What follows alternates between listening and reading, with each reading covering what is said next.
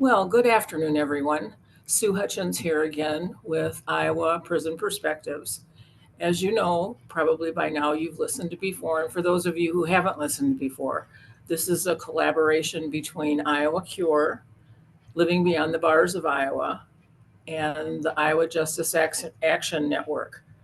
The purpose of these interviews is to inform you, the public, about people's prison experiences and their lives after prison, as well as the loved ones and the other people that they are involved with in their life and that were involved with them while they were incarcerated.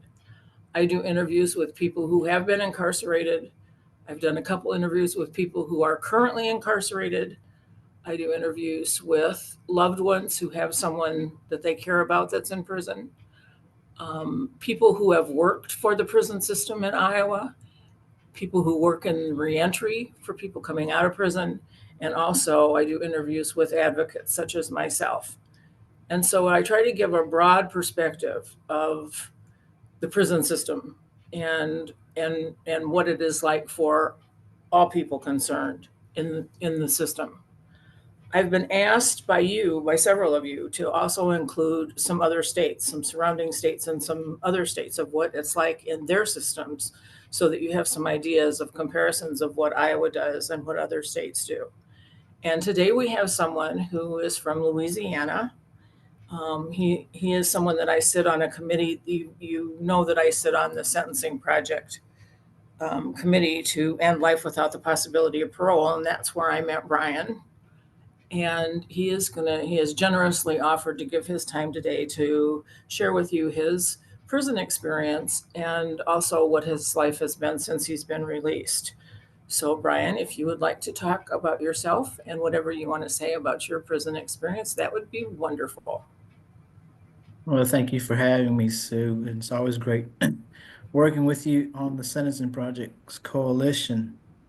As you mentioned, I have lived experience with incarceration myself. I served 31 years in Louisiana on a life without parole sentence that um, I received for a crime I committed 2 months after my 17th birthday. So I was very young, and I'm what's typically referred to as a juvenile lifer, or JLWOP for short. Uh, in 2012, the U.S. Supreme Court came out with a ruling that said that it was unconstitutional to sentence juveniles to a mandatory life without parole sentence. It took a few more years for them to come back and tell the states that this ruling does apply retroactively, and a lot of states came into compliance. And where I was at, Louisiana did so and gave parole eligibility to juvenile lifers in the state, and that's how I made parole in 2020, and that's how I'm out today. And currently, I am a state legislative affairs manager with FAMM. I lead our policy work and manage policy in 6 of our states, which are California, Arizona, Texas, Vermont, Maine, and Iowa. It's an incredible experience. I'm sure you probably want to break down each part of the path and journey.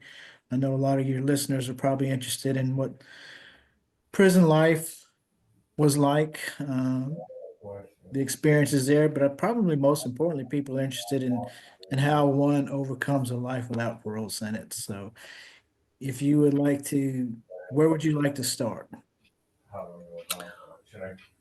Well, first of all, I want to thank you very much for being willing to join. I really do appreciate your time, and I know you're really busy. And I want people to know that this is your first year, I believe, of working in Iowa. This is your first year of doing any work in any kind of advocacy, your organization work here in Iowa. So we really appreciate that. Iowans appreciate that.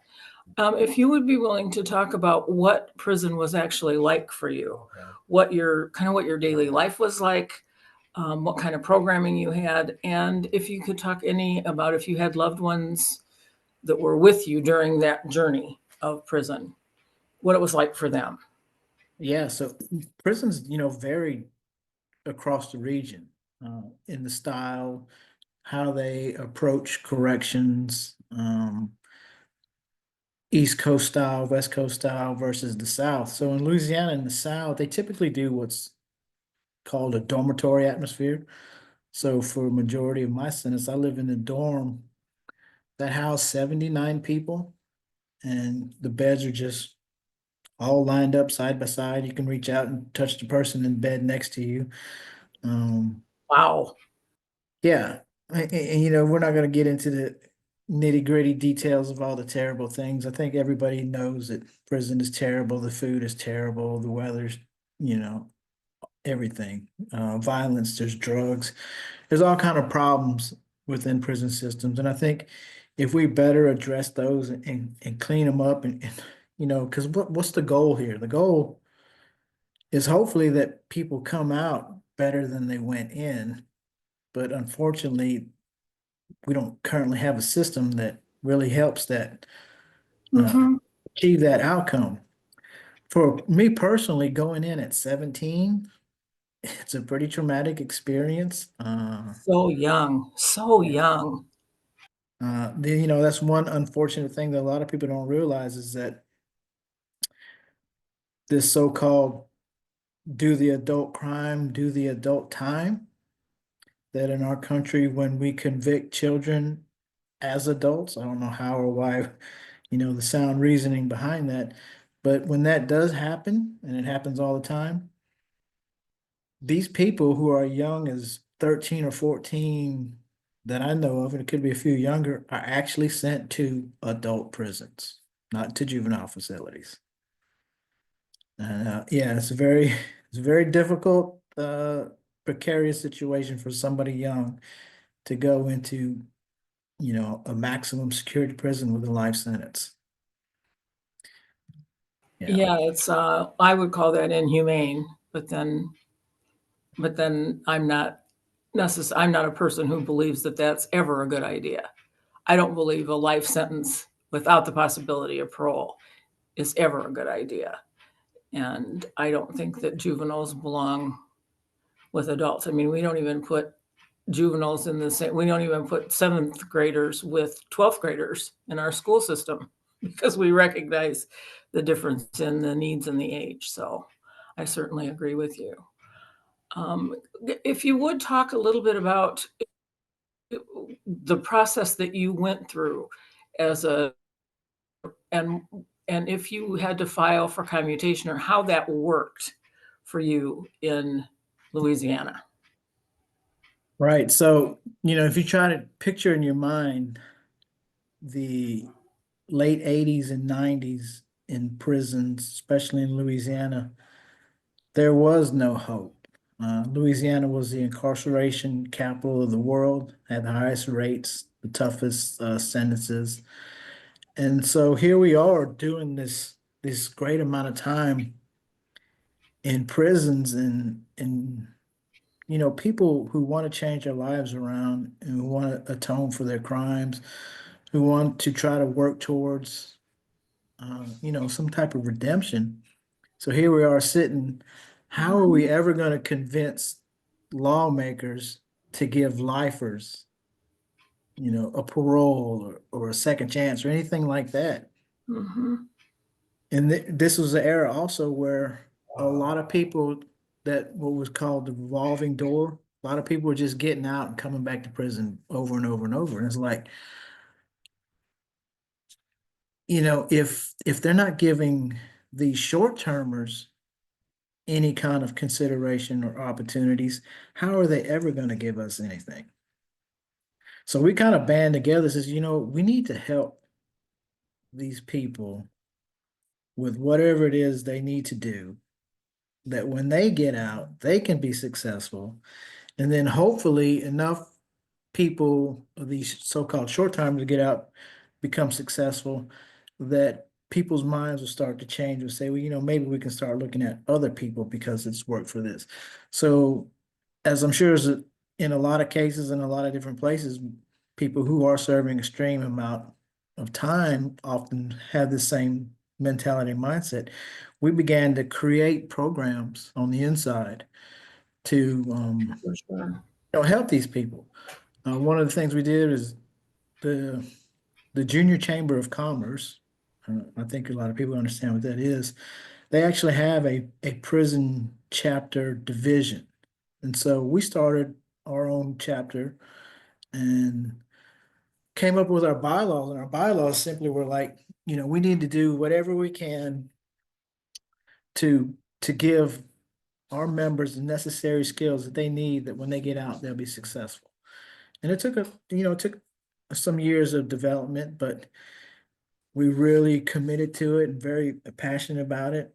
And I think in our division, in this prison division, we won as the number one chapter in the nation for like 13 years. We tracked our recidivism of former members for I think 6 or 7 years. And That's awesome. for about 5 years, we had a 0% return. Uh, we did start to get one or two here and there, but I think that was because we were really trying to expand, bring people in. We were very Mhm. selective at first who we brought in, but then we wanted to bring everybody in because we do want to help people. And, it Mhm. took years and years and years, but all these types of programming, even before DOC got interested in reentry and programming, we were doing it ourselves. And we changed a lot Mhm. of people's minds, gave a lot of people skills and really helped them out. And long story short, you build on this. Uh, Changing laws is not something you're just going to go in and convince people to change. You have to build up to it. You have to Right. change. You have to change the narrative. You have to change people's minds and hearts, and you have to show them that you're a different person. You can't tell them. You have to show them, and it takes a lot of time. And yeah, I think it came to a point in Louisiana, and sadly, this also does ebb and flow with elected officials. We came to a point where we had a Democratic governor who believed in prison reform and things like that, and passed some reforms in legislation that did give a lot of people an opportunity for a second look, parole eligibilities, things like that. Since then, it's kind of swing back in the other direction with the governor of a different party now in office. But it is a long-term goal, it's a long-term effort, and some of the programmings that we created it and did were really amazing. Well, and just to piggyback on that, in Iowa, I have noticed since I've been doing this work, involved in this work, I've noticed that that is true also in Iowa. That is the lifers and the virtual lifers who do a lot for the youngsters. They call them youngsters, the people who have shorter sentences and who come in. And the prison administration seems to really appreciate that. I mean, they really Mhm. really appreciate that because it's one good way of getting programming in the institution that the state doesn't have to pay for. I mean, I hate to say that, but it's true.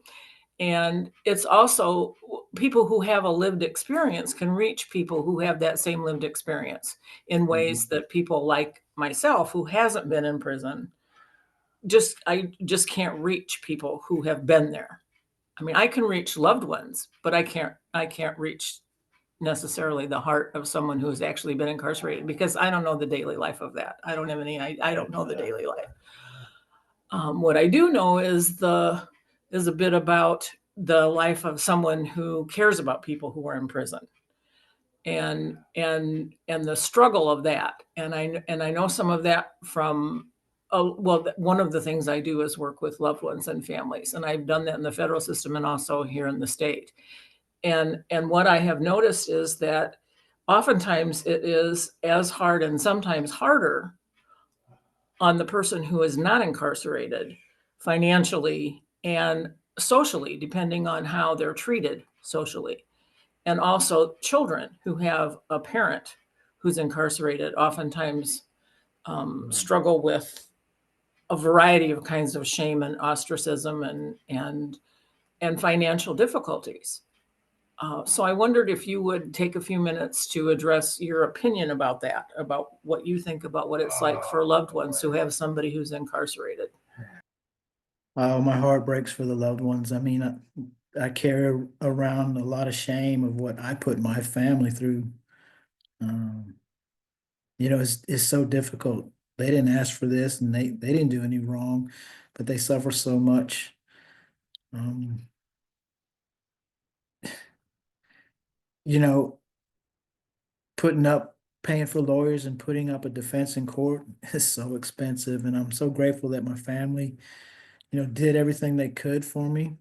They were there. Ki- so many stories I can share. They're just heartbreaking. Like, how can you imagine how you would feel when you're sitting in your cell and you're watching the news because your case is in the news and they're talking about your hearing coming up, and your parents are walking to the courtroom and reporters are shoving microphones in their face and bombarding them with those questions like that.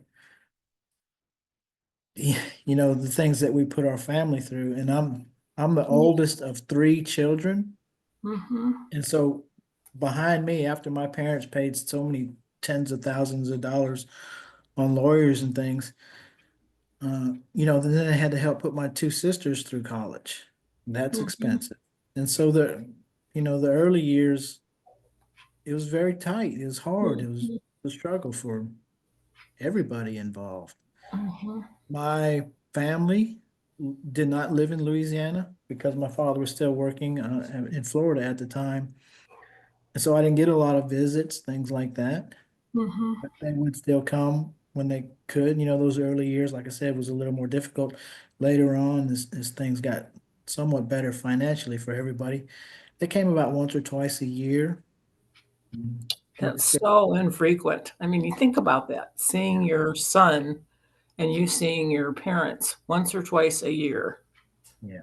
Well, thankfully, we could talk on the phone a little bit more, but Right. But as all your still, listeners, you I just think miss, the yeah, you just, phones yeah, and phone rates have gotten a little bit better, but for the majority of my time, it was like 5, 6, 7, $8 a call for 15 minutes. which is horrifying. I mean, so in some ways, the families are punished right along with the person who's incarcerated because of the expenses. I mean, it costs a lot of money to go visit somebody, It does. and it costs a lot of money to help somebody buy commissary, and it costs a lot of money to see it for the phones. It doesn't cost what it used to cost, but it still costs a lot for the phones. And just the communication in general is really it's wonderful to see someone that you care about in prison. It's wonderful to be able to go and see someone that you care about in prison. That's a wonderful thing. There's also a lot of stress and strain with that. There just is. So I'm glad that you had the kind of connection that you had with your family. I'm always glad that there is connection that is kept. I just would like to see it more family friendly. My own personal opinion. I would like to see it more family friendly. The way I it is think in it's the Iowa right now, they've taken away the food. There's no food in the visiting room. Family members cannot use the restrooms in the visiting rooms. They have to leave the visiting room and go through being checked out through the screening again. And in some prisons, they have to actually go outside into another building to be able to use the restroom. And then when they come back, they have to be searched again. And that's because of drugs. The yeah. prisons here in Iowa, they have said that the drugs are coming in from family members. What I've noticed is a marked there's not a marked reduction in the amount of drugs in prison since they have No. implemented that So because yeah, the drugs yeah. are coming in another way.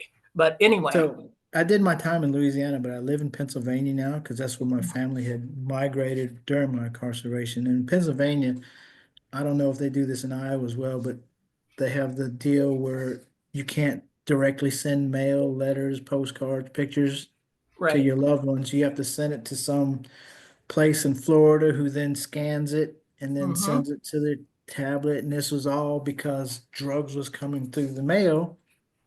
And they've been Mm-hmm. doing this for a couple years now, and the the rates of drug positive drug tests has gone up. Right.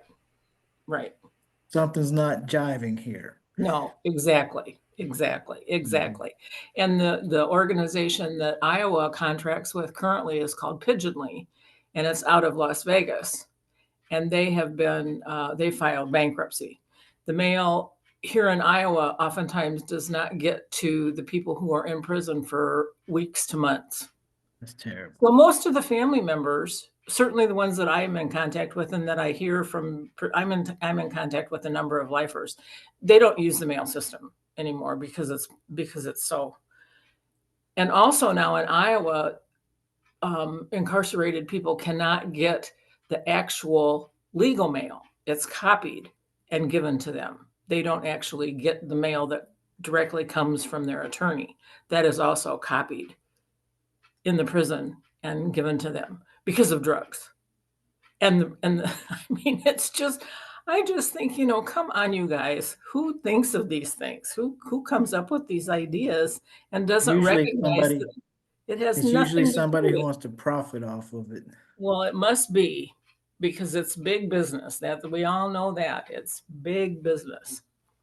So anyway, yeah, I think it's core links is the best way to communicate here in Iowa, and I assume in other states also. There are different organizations like JPay and whatever, but Iowa uses core links. And then also one of the really nice things that Iowa does is that you can have Zoom calls through Emilio. Okay. So Yeah. you can have face-to-face visits for 2 hours once a week, and then you can have a Zoom visit for 20 minutes or 30 minutes, depending on the institution, where like what you and I are doing now, where we're visiting. Um, the visits used to be 4 hours in person, but when they took the food out, then they shortened the visits because I don't think they can keep children and elderly people in a room without access to food for more Or than a couple bathrooms. hours. You know, you know. Yeah. So It's, anyway, so I do okay. think that if the country really did come together and rethink what we want our correction system to be Mhm. and what it is that we're truly trying to accomplish here. Um, there's so many different models. The Scandinavian model, which we have a unit here in Pennsylvania that is established to do research off of it. I think it's like a 5-year project. We know of models that work better. We know of systems that work better. I just don't understand how we can't get people to want to choose these other systems over what we have now. What do you think the reason for that is? I think deep down there's a segment that if you try to come in and lobby and advocate for programming, better conditions and things like that, and no matter how many statistics that you share with them that it works better, I think they like punishing people. Hmm. Yeah. Do you also think it's because it's big money? If they change programs, somebody's not going to eat. There's some of that, and I'm hesitant to put that on Okay. people, but we know it exists. I'm testifying, working on a bill in Maine right now to give back judges the discretion to sentence people by eliminating some mandatory minimums. Hmm. And the Department of Corrections, their reasoning for opposing this was that, well, by us having these mandatory minimums, the federal government gives us money. Right. So in essence, what you're saying is you're willing to incarcerate your citizens longer than they need to be so you can get Money. money. Hmm. Yep. Yep. It makes my stomach hurt. It really makes my stomach hurt. It really does. And in my own mind, I wonder if every time they let somebody out of prison and the person is successful, they they lose some money until they get somebody else in that bed. I mean, it's a business. It's a business. So, But maybe we'll get one day we'll get to where the federal government and the Justice Department doesn't give states money for harsher crimes, but gives states money for successful rehabilitation. right, right. Wouldn't that be nice? Wouldn't that be wonderful? Well, that's what we're all hoping for. I mean, Mhm. people on our side of the fence are hoping for and wanting. And there are tons of people who would even volunteer their time. Mhm. Wouldn't even have to be paid. Would be happy to volunteer their time Yeah. to You help. know, that's another thing that I share with people as an advocate. So I work in policy, and often what we work on is sentencing reform. So people get this notion that, oh, all you want to do is get people out of prison. All you want to do is, and true, I do think there's a lot of people in prison who no longer need to be there. If a person needs to be there, I'm going to be the first one to tell you, well, they need to stay there. But if Right. they don't need to be there, then we are wasting a lot of resources.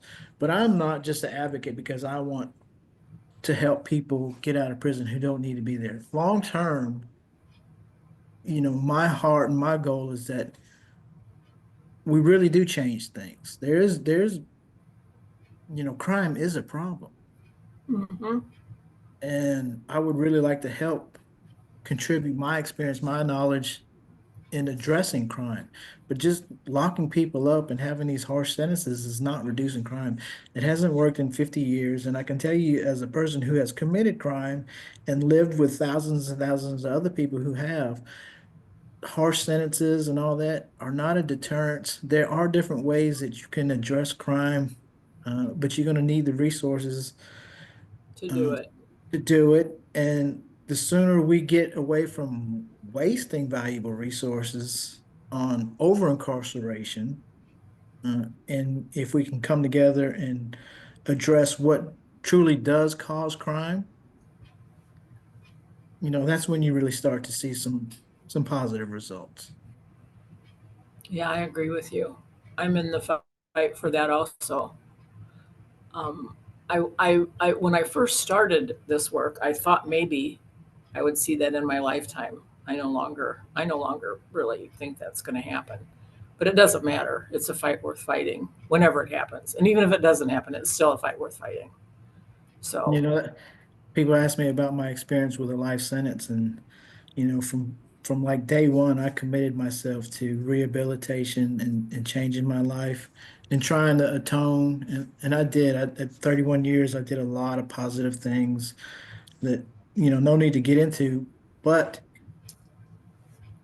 I didn't do it just to get out. I did it because it was the right thing to do. And I tell people hmm all the time, if I lived in prison till my dying day, then it's the right thing to do.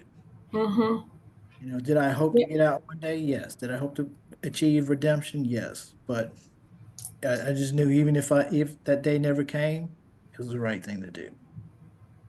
Well, and I have found myself from time to time really being extremely awestruck and impressed and humbled by the character and the attitude and the motivation of lifers here in Iowa. I mean, who are I'm a pretty responsible person, but they're more responsible than I am.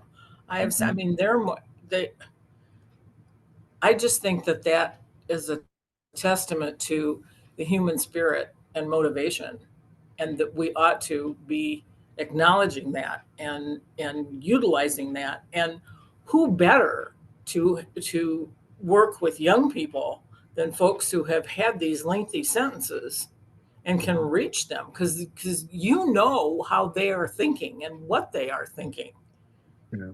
I as think a you lot of people don't know exactly, or they think a person who has a serious charge, like in my case, I'll be frank about it, it was a murder charge, which I am guilty of. These people with life sentences, the public doesn't realize how many former lifers who have these violent murder charges who are out now in the community doing so well. I mentioned that I was a juvenile lifer. So when the Supreme Court came out and told the states that you can't mandatorily sentence juveniles to life without parole, it made the states put in these, whether it's parole or some kind of review mechanism.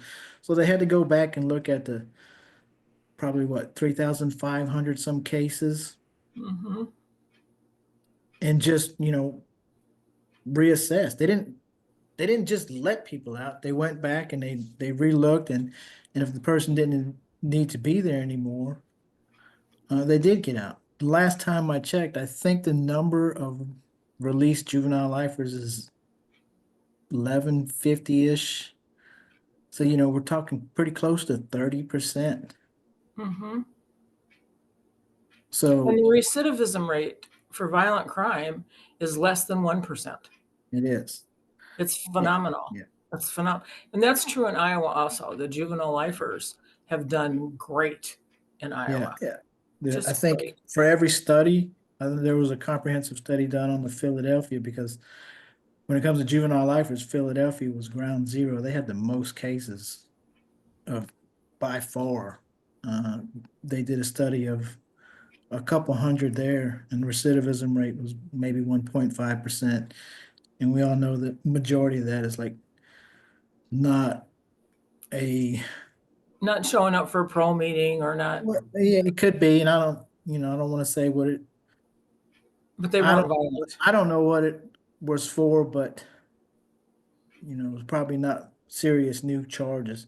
But on top of the 1,000 so many juvenile lifers, there are probably thousands of others who weren't juvenile lifers who've gotten out either through clemency or some other type of parole, second look mechanisms. So there's Hmm. a few thousand who are out. They're doing great. Human Rights Watch did a study on almost 200 in California who got out either through clemency and went and interviewed many of them. They're doing successful work. Uh, a majority of them are in nonprofits trying to give back. Matter of fact, the title of the report is "I Just Want to Give Back." Hmm. Yes. And the title of the latest law review article about commutation in Iowa is Commutation in Iowa, uh, Beacon of Hopelessness, because Yeah, we don't commute people. yeah. We haven't commuted anybody in almost 40 years. Yeah, that's hard. I mean, if you take a look at these people who have some way or another gotten this second chance and are doing well, Right. it just goes to show that, you know, if lifers can do it, Exactly. Exactly. a lot of people can. Right. Right. And I'm a believer that everybody deserves the opportunity for parole. Not to Exactly. get parole, but the opportunity to be heard by the parole board, to see and reevaluate it, and not just judged on the nature of their crime. Because you can't change you can be the most saintly person in the world. You can never change the nature of your crime. Exactly. So that needs Yeah, to another go by the interesting to point wayside. out. So, like in Louisiana, when these juvenile lifers all of a sudden got parole eligibility and were starting to get out, at the same time, there were some other categories or classes of lifers. In Louisiana, we call them the 10-6 lifers because way back in the day when they were sentenced, they were told you have a life sentence, but that only means you have to serve 10 years, 6 months. Well, once they took that sentence, many of them took it through a plea bargain, and once that sentence was given to them, then they came around and they changed it and they took it away. Oh Same my with God.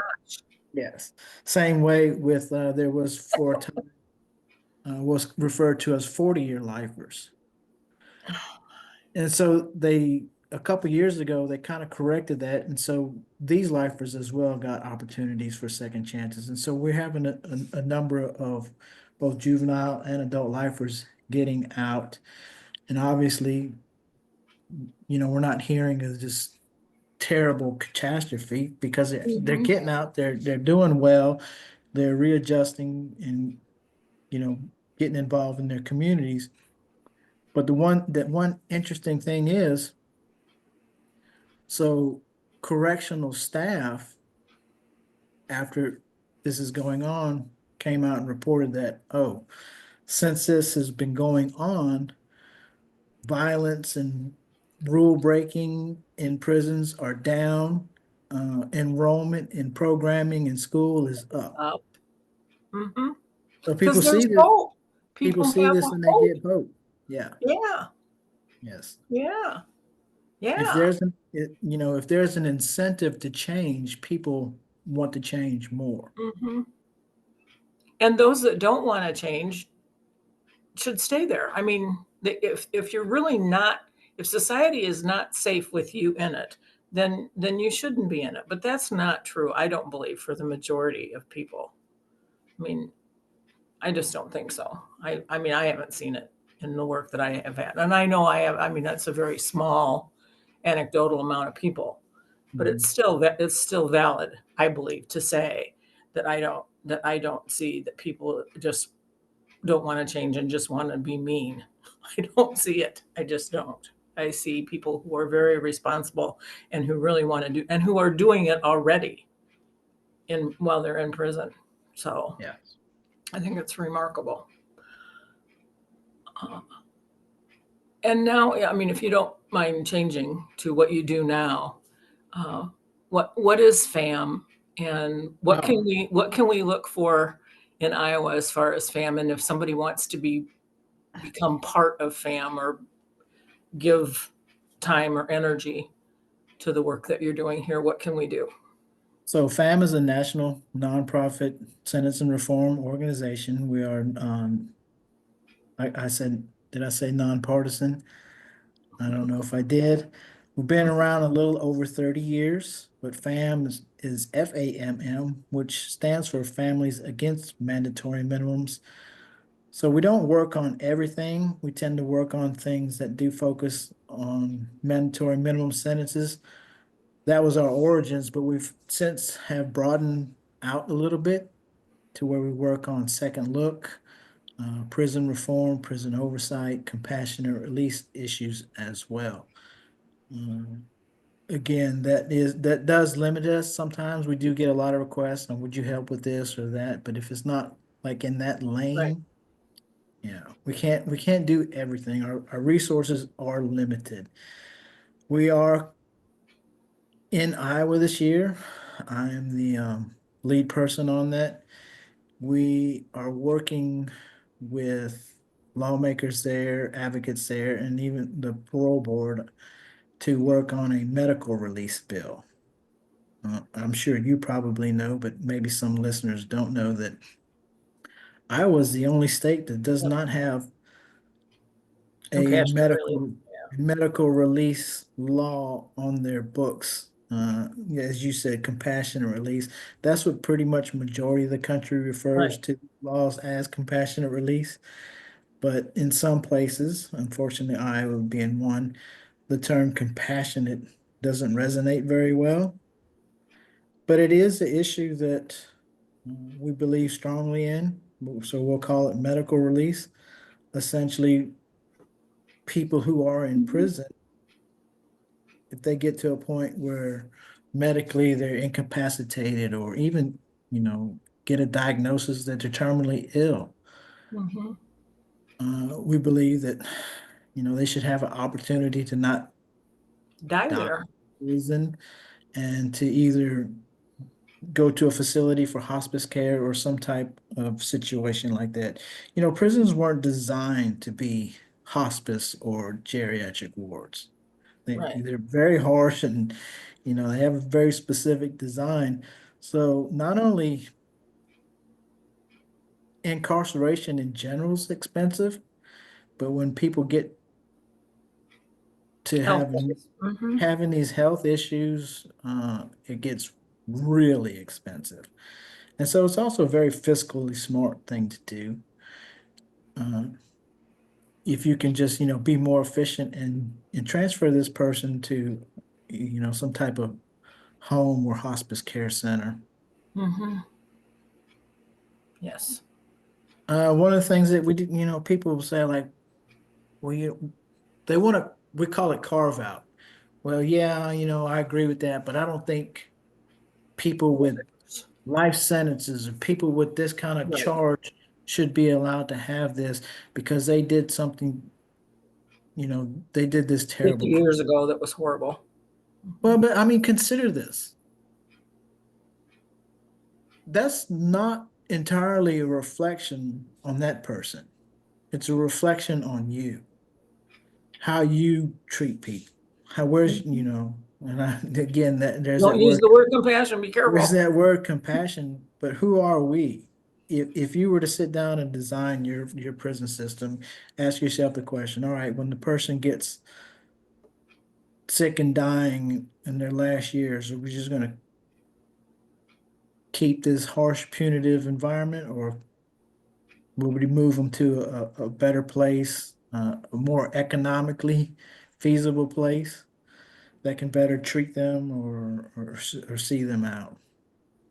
Hmm. Hmm. I also, my own personal belief is that if I am that punitive in my mind that a person deserves to just die miserable because of this crime that they did, I'm spiritually in prison carrying that kind of an attitude around Mhm. with me. I mean, two wrongs don't make a right to me. And there's a time and place Yeah, for, yeah. But I do want to mention that while we're working in Iowa, that's not going to be the one thing we work on. If things that do fall in mhm, our little lane, we'll tend to try to address them and support. So mhm, one of the first things that we're trying to do is relationship building, meet people. mhm, I'll be in Iowa next week to speak with legislators and some local advocates. So if any listeners do want to get involved or get connected, you can go to FAMM.org, FAMM.org.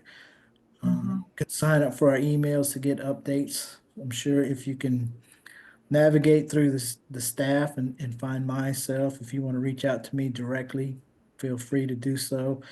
And, long term, we can discuss what's relevant in Iowa, what's top of concern, what people really hope to change and work on. And as you and I talked earlier, that you're not just going to swoop in and write a bill up and change things. It takes a lot of people coming together, a lot of people sharing stories, mhm, talking, reaching out, developing networks and coalitions. So that's where we're at now. A lot of mhm. relationship building and looking forward to it.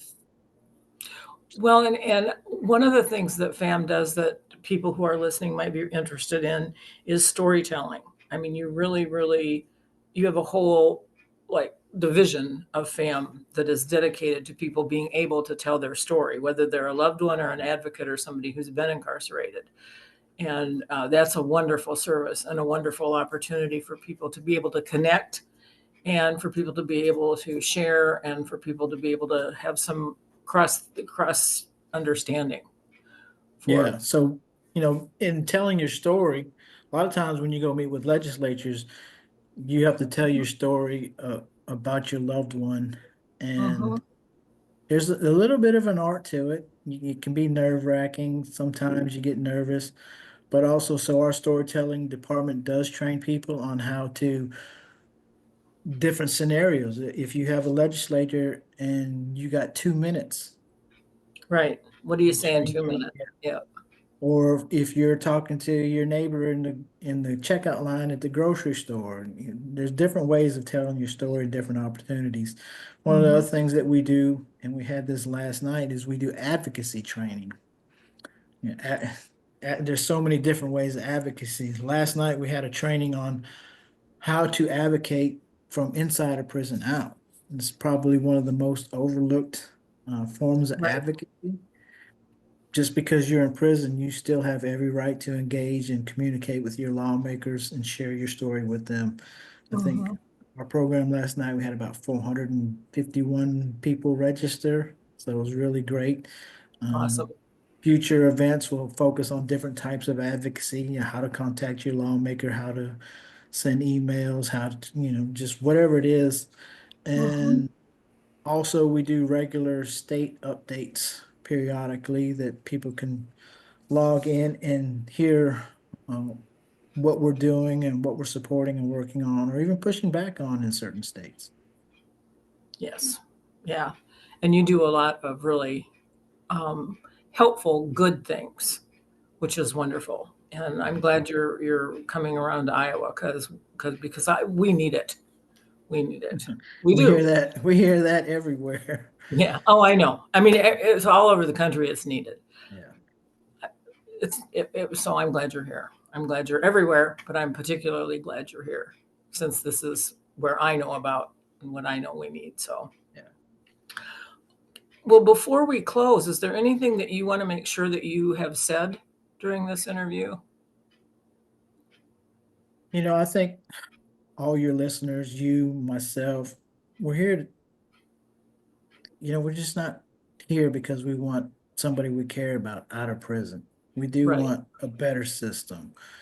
We want a prison system that's not full of violence and drugs and understaffing and harsh conditions where people are not only just miserable, but really coming out broken, Hmm. spiritually, mentally, physically, however. We want people, people need to be held accountable for crimes. And, to go in and have access to programming and change their lives around and come out for the better. And I think the better we do at that, the less crime we have. Hmm. Because one of the things I think a majority of the crime that happens in the country is through recidivism.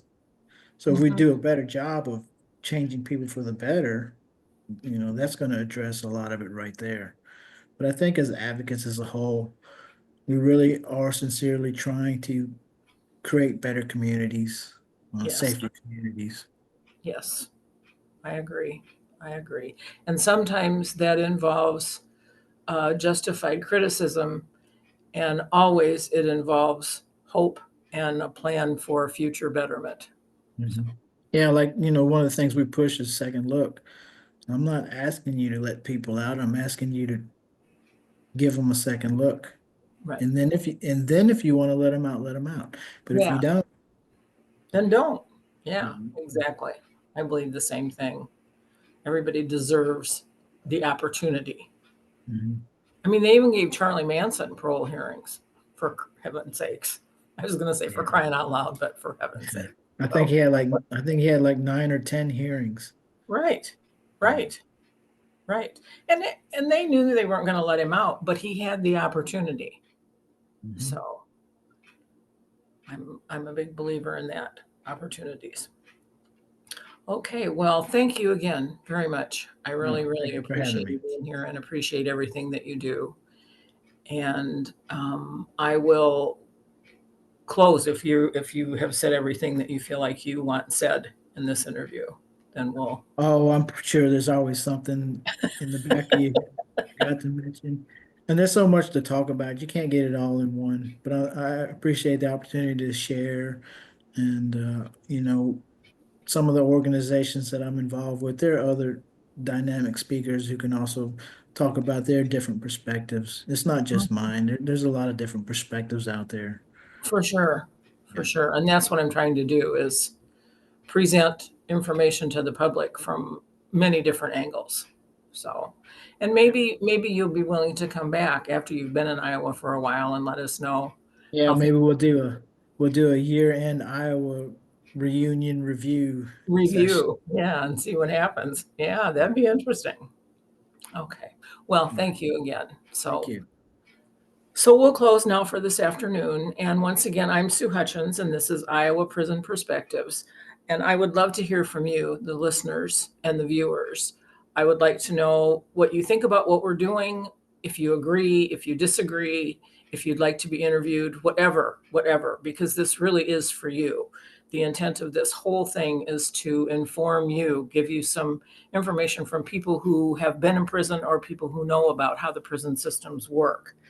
And then you can have correct information. And if you would like to contact me, which I hope you will, I can be reached at iowaprisonperspectives@gmail.com. And that's iaprisonperspectives@gmail.com.